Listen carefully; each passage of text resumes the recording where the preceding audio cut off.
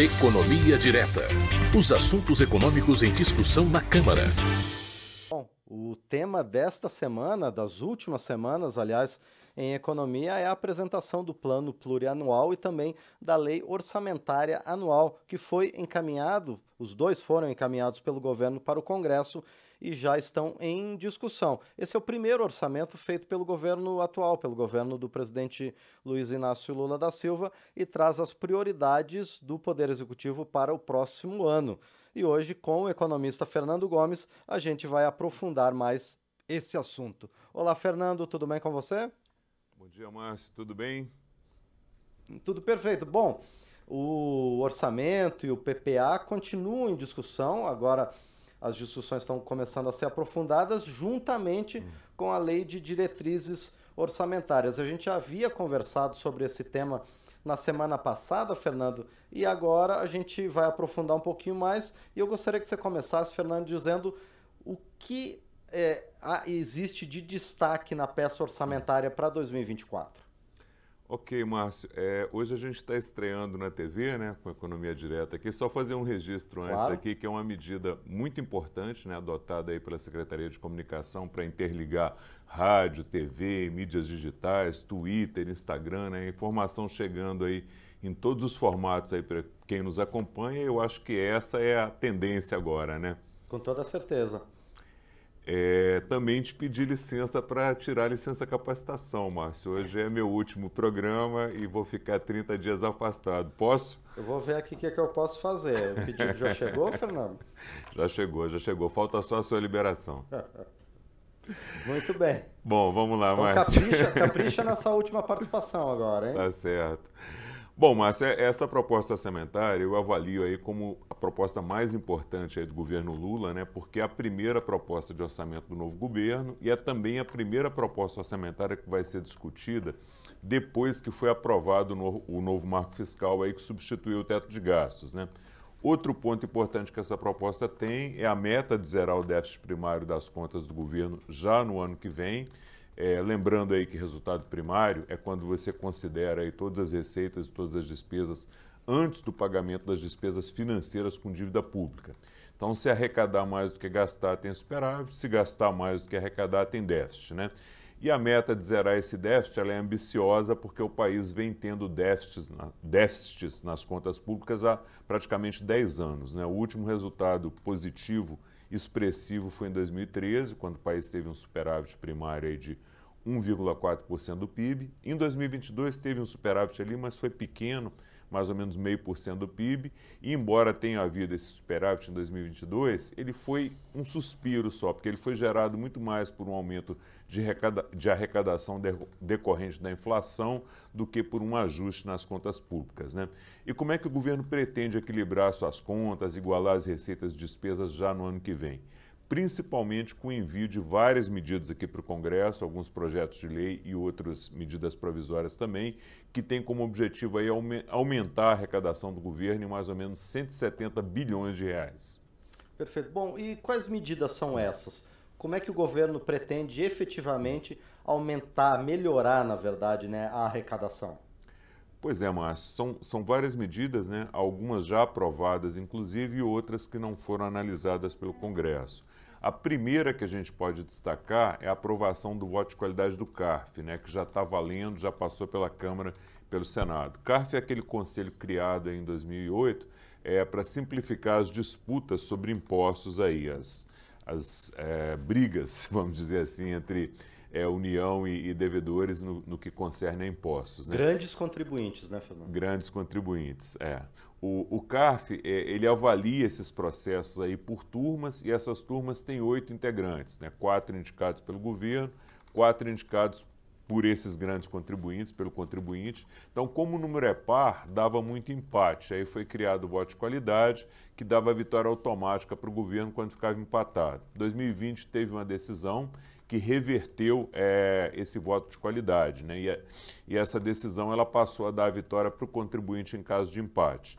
Com a volta agora do voto de qualidade, já aprovado pelo Congresso, o governo vai voltar a ter a vitória em caso de empate. Então, a expectativa com essa mudança aí é de arrecadar mais de 50 bilhões de reais.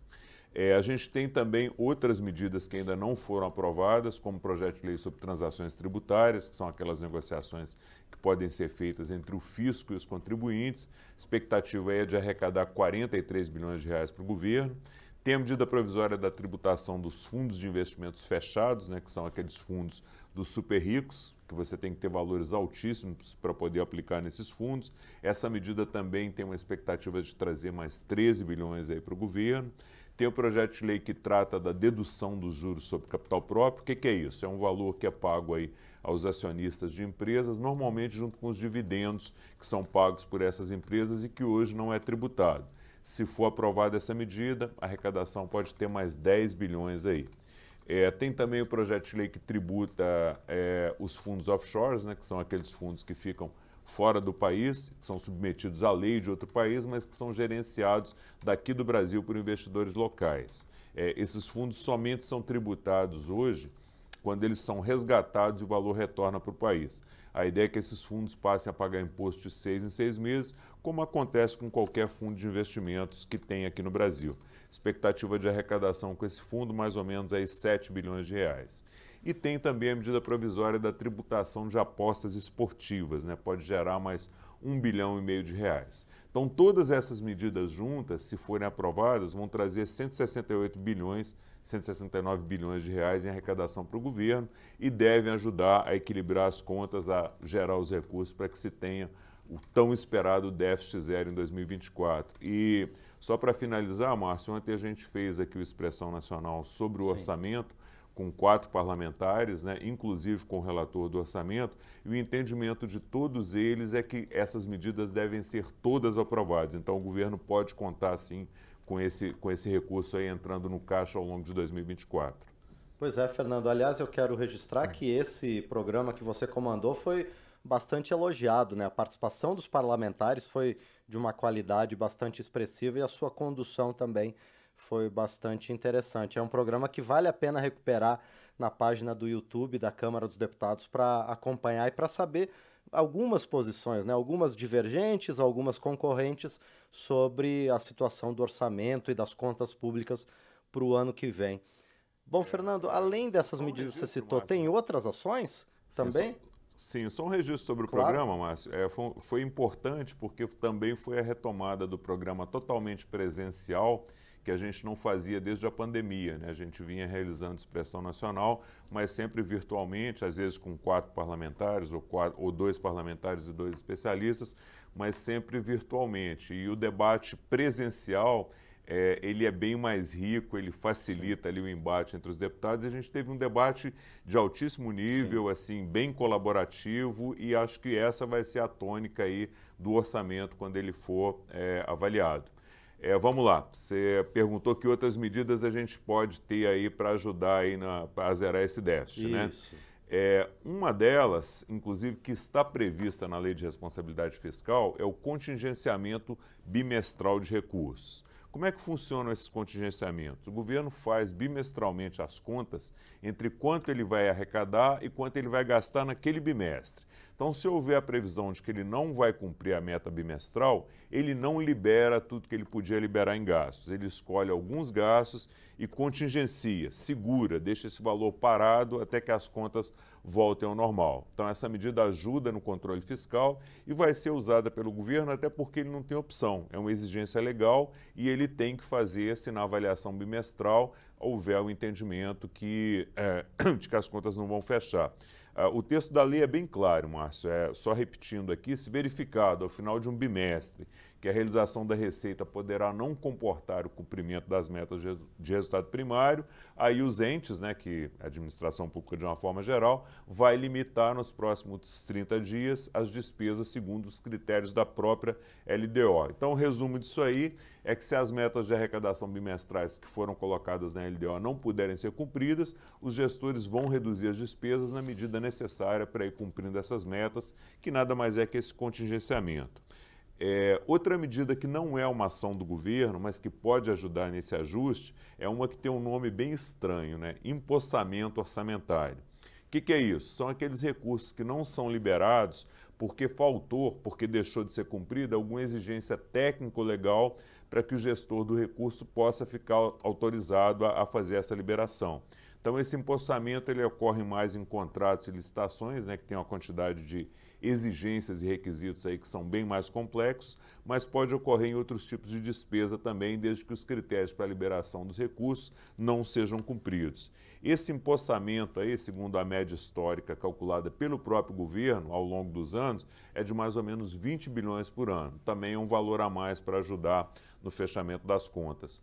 E outra coisa que pode ajudar o governo a arrecadar mais para ajustar essas contas é um possível crescimento econômico maior que o esperado, né? Quando há crescimento econômico, as empresas produzem mais, os consumidores consomem mais, o país exporta mais, importa mais também. E como quase tudo é tributado, consumo, produção, circulação, importação, você só não tributa exportação. Então, quanto mais você produz e consome, mais se paga imposto e mais o governo arrecada, né? Então, o segundo trimestre desse ano teve um crescimento acima da média, a expectativa é que esse ano o país cresça algo próximo a 3%, talvez um pouquinho mais. No início do ano a gente estava trabalhando com 1%, já está em praticamente 3%, então isso impacta também o crescimento do próximo ano.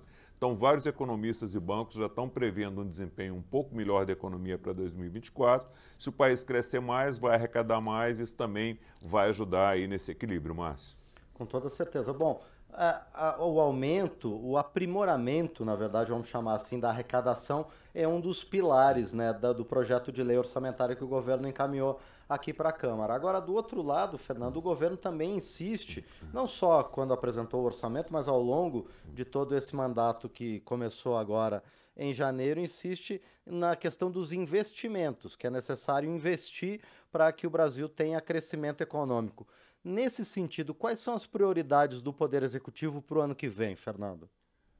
Bom, Márcio, em relação aos gastos, aos investimentos, às despesas, né, talvez uma das prioridades mais importantes do governo Lula, e que houve até nos dois mandatos anteriores, foi ter um salário mínimo que tivesse ganho real, né? O que é ganho real? É conceder aumentos que sejam acima da inflação. Então, no caso do salário mínimo projetado para 2024, está se prevendo um valor aí de R$ 1.421, um aumento de 7,65% em relação ao valor atual desse ano, né, que é R$ 1.320. A gente tem uma inflação projetada para 2023 de mais ou menos 4,5% ao ano.